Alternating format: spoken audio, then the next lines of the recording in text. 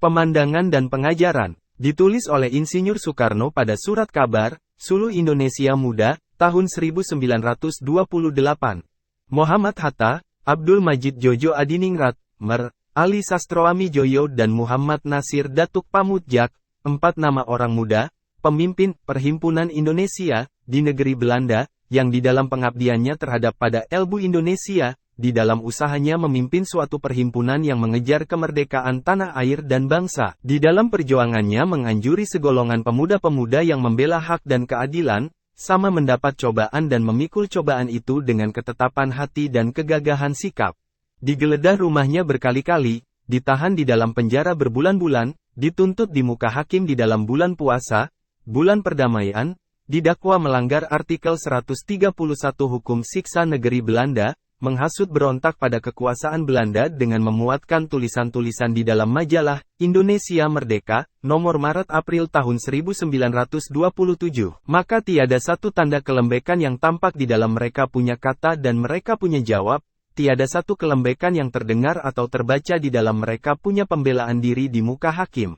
Teguh, yakin dan teranglah sikap dan perkataan-perkataannya Muhammad Hatta, terang di dalam cara mengatakannya, terang pula di dalam caranya mengupas dan membeberkan keadaan-keadaan dan soal-soal yang ia kemukakan. Memang, terang dan jernihnya ia punya cara mengupas, ia punya cara membeberkan soal-soal, itulah yang menjadikan ia punya kekuatan, ia punya tenaga, ia punya kuasa. Dan di mana ia mengemukakan, bahwa, Perhimpunan Indonesia, ialah tak pernah mengharap-harapkan kekerasan senjata, melainkan hanya membicarakan kekerasan itu saja, di mana ia menunjukkan adanya pertentangan antara kepentingan negeri Belanda dengan segenap kekuatannya ada memegang teguh akan Indonesia, sedang Indonesia sebaliknya menuntut kemerdekaannya, di mana ia mengajukan keyakinannya, bahwa pertentangan ini hanyalah dapat disudahi dengan kekerasan, sebagaimana yang juga sudah dinyatakan oleh anggota-anggota Kamar, dan sebagaimana memang sudah menjadi hukum besi di dalam riwayat, di mana ia memperingatkan, bahwa daripada kaum kuasa sendirilah tergantungnya sifat penyudahannya pertentangan ini, dengan jalan damai atau dengan tumpahnya darah dan jatuhnya air mata, maka seolah-olah tak dapat ditangkis lagilah ia punya pembeberan oleh jaksa di negeri Belanda adanya. Tetapi debat dalam Dewan Perwakilan Rakyat tentang revisi konstitusi Hindia Belanda adalah menimbulkan ketakutan, bahwa nanti darah akan tumpah dan air mata akan jatuh, begitulah ia menyatakannya. Hatta, sebagaimana juga kawan-kawan, merasa dirinya kuat. La tidak mengeluarkan ratapan tangis, ia menyatakan keadaan-keadaan sebagai adanya, ia mengupas, ia membeberkan, ia yakin, bahwa apa yang dikejar oleh Perhimpunan Indonesia, ialah tidak lebih dan tidak kurang daripada keselamatannya tanah air dan bangsa. Ia yakin, bahwa tanah air dan bangsa itu ialah ikut hidup dan ikut gembira di dalam semua kenang-kenangan dan semua cita-cita yang mengisi dadanya pemuda-pemuda yang ia tuntun. Ia yakin, bahwa segenap rakyat Indonesia, segenap bangsanya adalah berdiri di samping dan di belakangnya.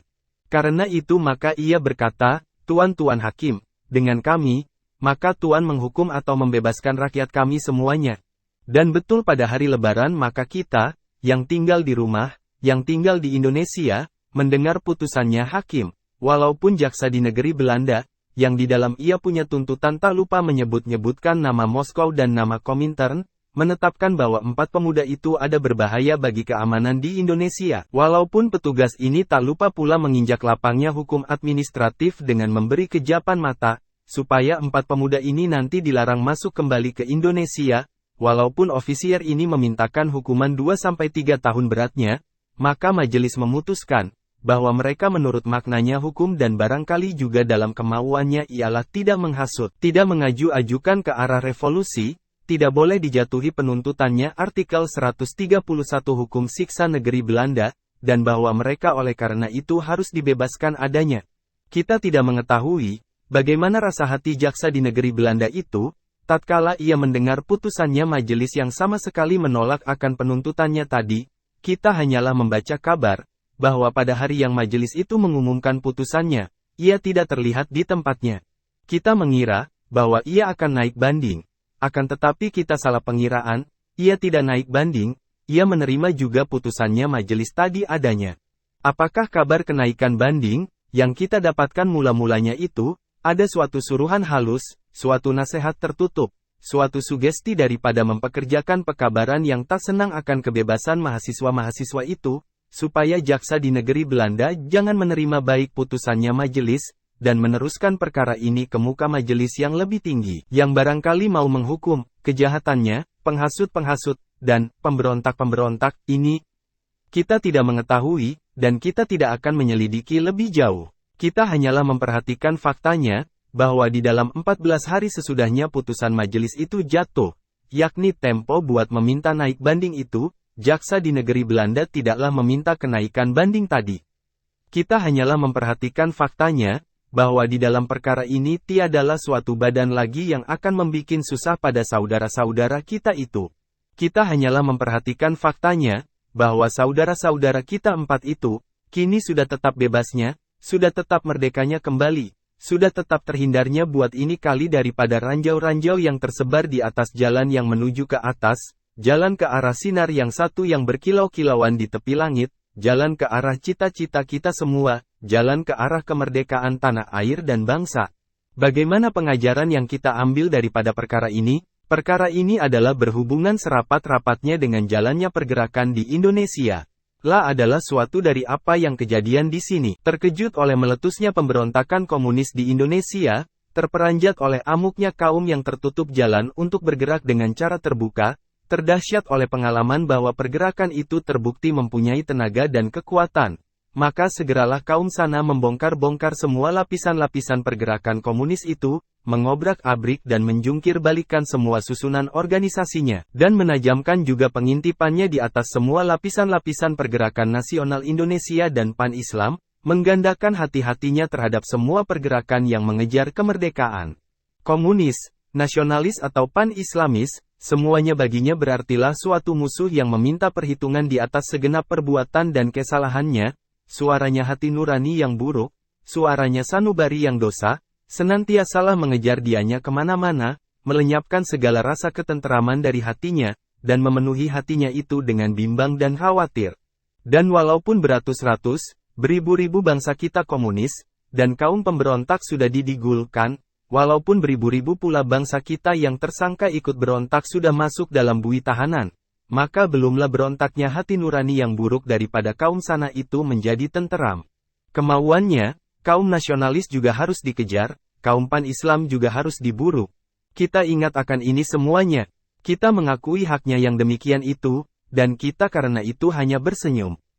Kita di sini hanya menetapkan faktanya saja. Kita ingat bagaimana sesudahnya pemberontakan, kaum sana meneriaki setinggi langit pergerakan Pan-Islam sebelum dan sesudahnya Kongres di Pekalongan, bagaimana sesudahnya pemberontakan ia memukul kentongan di atas pergerakan nasional Indonesia semenjak PNI timbul. Bagaimana sesudahnya pemberontakan ia menunjukkan tabiatnya yang serendah-rendahnya dengan mengotorkan nama Prive dari saudara kita Dr. Sutomo. Bagaimana sesudahnya pemberontakan ia membencanai saudara kita Dr. Cipto Mangunkusumo. Kita mengerti yang ini sudah semestinya, kita hanya bersenyum, dan kita mengambil pengajaran, bahwa sikap kaum itu terhadap pada kita bukanlah tergantung dari prinsip kita, bukanlah tergantung daripada asas kita, bukanlah tergantung daripada isme kita, akan tetapi ialah tergantung daripada besarnya bahaya yang mengancam kepentingannya oleh sikap dan gerak kita adanya. Pergerakannya saudara-saudara kita mahasiswa di negeri Belanda juga mendapat pengalaman daripada kedahsyatan kaum sana itu. Dari sejak mulanya pergerakan di Indonesia menjadi sadar dan hangat. Dari sejak mulanya rakyat Indonesia memberi bangun pada segenap kemauan dan cita-citanya, maka saudara-saudara kita di negeri Belanda itu adalah menunjukkan sikap yang berazas pada rasa yang gembira. Akan tetapi, walaupun saudara-saudara itu makin hari makin menunjukkan kesadaran asas dan kesadaran sikap, walaupun saudara-saudara itu di dalam tahun 1923 mengeluarkan buku peringatan yang penuh dengan bukti kesadaran semangat nasional yang sejati-jatinya, walaupun mereka punya ajaran-ajaran, dan mereka punya suara pembangunan juga masuk ke dalam kalangan-kalangan pergerakan di Indonesia, walaupun mereka mulai melebarkan mereka punya propaganda ke negeri-negeri Eropa yang lain dan menghubungkan diri dengan pemuda-pemuda bangsa Asia yang lain-lain yang hatinya juga penuh dengan api kemerdekaan. Pendek kata, walaupun suburnya kerja nasional daripada saudara kita itu makin lama makin mengkhawatirkan hati kaum sana, maka kaum sana itu hanyalah berkertak gigi saja dan hanyalah mencoba merintang-rintangi suburnya kerja nasional itu dengan berbagai jalan halus, baik jalan menyusah-nyusahkan hidupnya mahasiswa-mahasiswa nasional itu, maupun jalan mengelus-elus mahasiswa-mahasiswa yang anti-nasional, maupun jalan ancaman yang macam-macam, kehalusannya.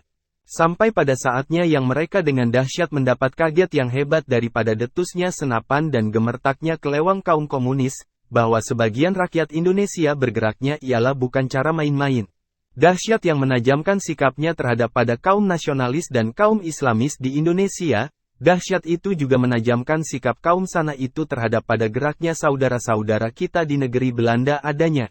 Terlebih-lebih pula lah kaum sana itu tergandakan curiganya, di mana saudara-saudara itu kelihatan mempunyai perhubungan dengan saudara semaun, di mana saudara-saudara itu kelihatan kadang-kadang mendapat kiriman uang sedikit daripadanya. Kaum sana tidak melihat lebih jauh, buat apakah saudara-saudara itu menghubungkan diri dengan orang bangsanya sendiri di Moskow itu, tidak melihat lebih jauh, buat maksud apakah saudara-saudara itu mendapat kiriman uang yang sedikit tadi. Tidak melihat lebih jauh, bahwa perhubungan itu adanya ialah antara orangnya beberapa mahasiswa yang sengsara dengan pribadinya semaun yang merasa belas kasihan melihat kesengsaraannya itu, dan bahwa uang yang sedikit itu keluarnya ialah dari kantongnya pribadi semaun sendiri untuk menyambung hidupnya pribadi mahasiswa-mahasiswa yang seolah-olah hampir mati kelaparan adanya. Tidak, semaun ada orang komunis. Semaun ada orang Bolshevik. Semaun ada orang pelempar bom. Karenanya perhubungan itu tentu dengan pemerintah Soviet atau sedikit-dikitnya dengan Komintern, karenanya orang itu datangnya tentu dari pemerintah kaum komunis dan pelempar bom itu, karenanya mahasiswa-mahasiswa itu menjadi satu dengan pemerintah Bolshevik, menjadi satu dengan pemerintah pelempar bom adanya. Mengulangi lagi yang kita tuliskan di atas, dahsyat sesudahnya pemberontakan di Indonesia, tertambah oleh perhubungan yang kelihatan antara mahasiswa-mahasiswa itu dengan orang bangsanya sendiri yang berhaluan komunis, dengan orang dari pihak yang sudah mengobarkan udara Indonesia, dengan orang dari pihak yang terbukti mempunyai kekuatan menggetarkan tiang-tiangnya gedung penjajahan. Dahsyat itulah yang sangat menajamkan bimbang dan khawatirnya kaum sana itu terhadap pada kerja nasional yang diusahakan oleh mahasiswa-mahasiswa kita di Eropa tergandakan lagi oleh hasutannya, konselor, Westeneng, yang dengan muka kayu merodok-rodok di belakang kelir, dengan muka kayu menyogok-nyogok dan menggosok-gosok kaumnya dan pihaknya supaya merintangi hidup dan usahanya mahasiswa-mahasiswa itu. Westeneng, yang dengan muka kayu menjalankan pengaruhnya supaya orang-orang tuanya mahasiswa-mahasiswa itu jangan mengirimkan uang lagi ke Eropa, yang dengan muka kayu menyiarkan kabar bohong, bahwa mahasiswa-mahasiswa yang nasional itu tidak belajar, dan membikin hutang saja, sedang ia mengetahui bahwa yang tidak belajar dan membikin hutang hanyalah satu dua mahasiswa konconya saja, yakni mahasiswa anti-nasional seperti Noto Suroto dan seperti Suripto, Westeneng, yang memang sudah bersumpah akan membongkar dan mengobrak-abrik Perhimpunan Indonesia, itu secindil abangnya. Lalu datanglah penggeledahan-penggeledahan di rumah beberapa saudara-saudara kita, penggeledahan yang oleh pers kaum sana begitu digegerkan dan begitu dikocakkan, dengan cerita, bahwa saudara Muhammad Hatta ketika itu kabur ke luar negeri Belanda, bahwa masing-masing anggota pengurus Perhimpunan Indonesia, ketika itu adalah bersenjata revolver, dan bahwa dalam sebuah piano ada terdapat bor beberapa butir.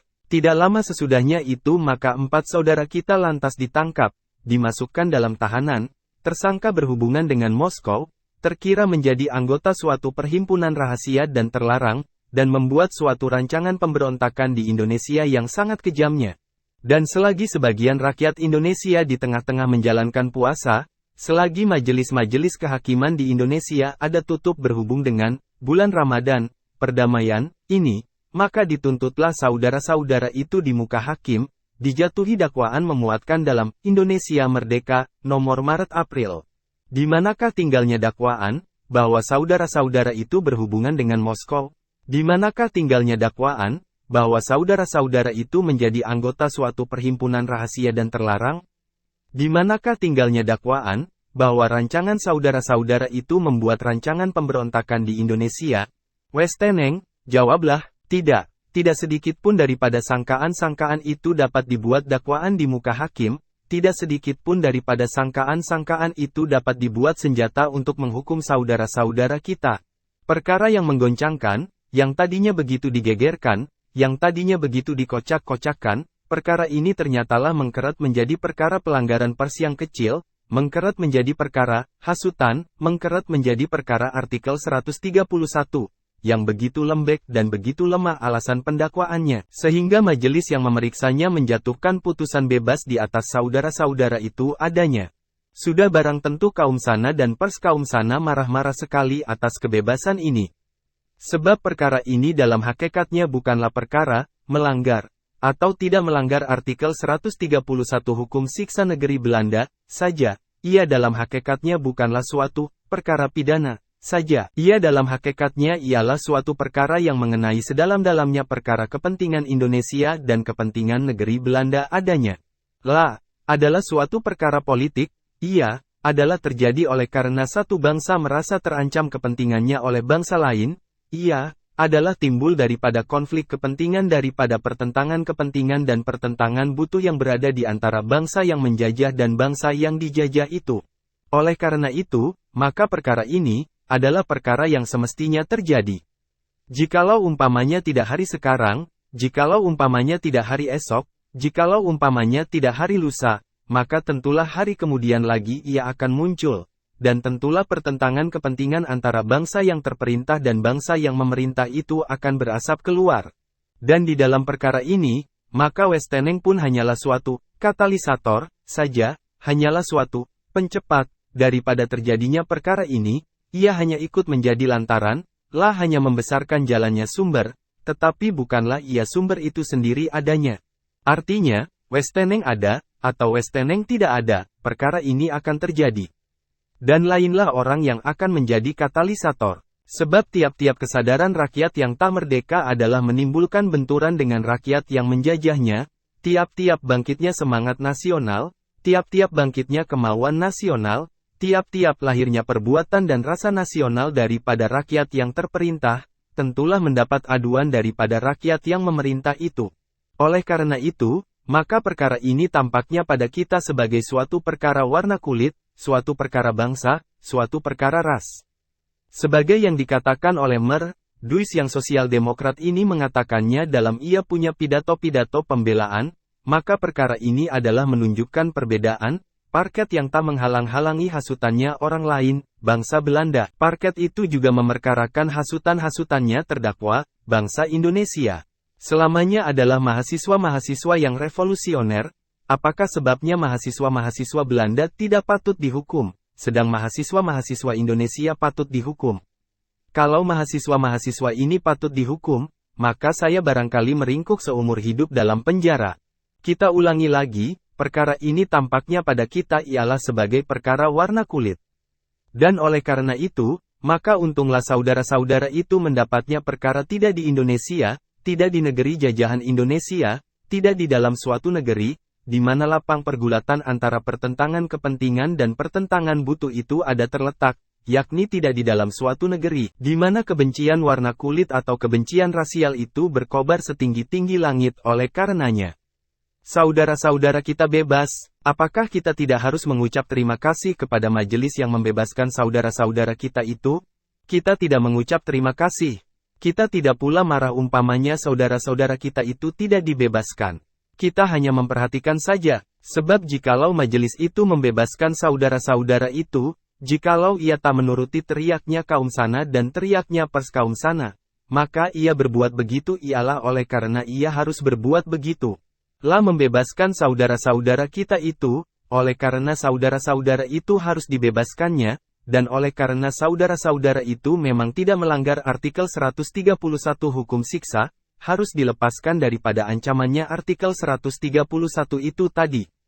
Hanya menjalankan apa yang mesti, ia hanya menetapi garis-garis kekuasaannya. Kita, yang gembira mendengar kabar kebebasan itu, kita hanyalah mengucap hormat kepada tuan-tuan Duis dan Mobah, yang dengan begitu gagah membela nasibnya saudara-saudara kita itu. Kita hanyalah mengucap hormat pada partai SDAP yang mempunyai anggota-anggota sebagai dua pengacara ini adanya. Dan sebagai yang kita tuliskan di atas, kita tak akan marah, apabila umpamanya saudara-saudara itu dijatuhi hukuman. Kita tidak akan dendam, apabila saudara-saudara itu berhubung dengan perkara ini dimasukkan penjara lagi berbulan-bulan. Sebab apabila umpamanya majelis tadi menjatuhkan hukuman pada saudara-saudara itu, apabila umpamanya saudara-saudara ditutup lagi berbulan-bulan, maka itulah sudah kaum sana punya hak, itulah sudah haknya kaum, yang merasa terancam kepentingannya. Hanyalah kita juga mempunyai hak, hak kita sendiri dan haknya alam, akan merebut kita punya kepentingan dan kita punya nasib, dengan jalan kita sendiri dan cara kita sendiri. Haknya kaum sana hendaklah tinggal haknya kaum sana, hak kita sendiri hendaknya tinggal hak kita sendiri juga. Dalam pada itu, maka adalah suatu pengajaran lagi yang harus kita ambil daripada perkara ini, kuliah di negeri Belanda adalah kurang aman bagi pemuda-pemuda Indonesia yang tunduk dan turut akan suaranya sanubari nasional, kurang tenteram bagi pemuda-pemuda Indonesia yang tunduk dan turut akan panggilannya nasional diketahui. Untuk pemuda-pemuda yang demikian ini, untuk putra-putra Indonesia yang mengabdi kepada ilmu Indonesia dengan segenap raga dan segenap jiwanya, untuk putra-putra Indonesia yang hatinya penuh dengan api kemerdekaan tanah air dan bangsanya, maka, negeri-negeri luaran, sebagai Jerman, Perancis, Inggris, Swiss, Amerika, Jepang dan lain-lain sebagainya, adalah lebih aman dan lebih tenteram buat belajar. Sekarang sudahlah beberapa mahasiswa Indonesia yang menghisap pengetahuan di universitas-universitas dan sekolah tinggi di negeri luaran, itu, dan jumlahnya makin lama makin tambah. Dan jikalau di kemudian hari tiada satu mahasiswa Indonesia yang belajar di negeri Belanda, jikalau di kemudian hari tiada satu mahasiswa Indonesia yang terdapat di atas bangku-bangkunya sekolah-sekolah tinggi di Leiden, di Delft, di Rotterdam, di Amsterdam atau di Utrecht. Jikalau di belakang hari semua pemuda-pemuda kita sama belajar di sekolah-sekolah tinggi di negeri-negeri lain, di mana mereka tidak mendapat ajaran-ajaran yang berbau pada didikan menerima dan didikan sabar, melainkan sebaliknya ialah mendapat didikan merdeka dan didikan menjunjung derajat bangsa, maka bukanlah hal ini salahnya mahasiswa-mahasiswa Indonesia itu, bukanlah hal ini salahnya bangsa Indonesia, akan tetapi ialah salahnya kaum sana sendiri, dan salahnya bangsa Belanda sendiri. Saudara-saudara kita bebas, bahagialah saudara-saudara itu, bahagialah ilmu Indonesia yang mempunyai putra-putra yang segagah itu, dan kamu, Muhammad Hatta, Abdul Majid, Ali, dan Nazir Pamuncak, kamu, putra-putra Indonesia, yakinlah, bahwa segenap rakyat Indonesia adalah berhangatan hati melihat sikapmu itu. Oleh karena itu, saudara-saudara, majulah, maju lagi di atas jalan yang kita lalui semua, maju lagi di atas jalan ke arah kemerdekaan tanah air dan bangsa.